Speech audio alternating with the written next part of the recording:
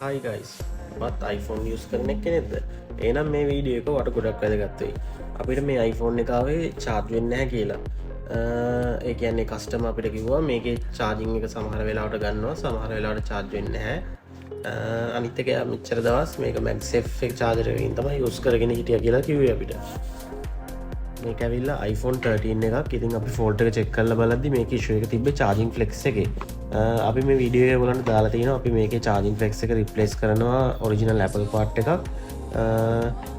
ඒ original Apple part එකක් replace කරන්න මේකට copy ඒවා දැම්මොත් වෙන වෙන issues එන්න පුළුවන්. ඒකින්ද අපි customer ගේ phone එක හරියට හදලා දෙන්න ඕන හින්දා මේකට අපි original Apple part එකක්ම දානවා. දාලා fix කරන විදිය මේ වීඩියෝ එකේ සම්පූර්ණයෙන්ම ඔයාලට බලා ගන්න පුළුවන්.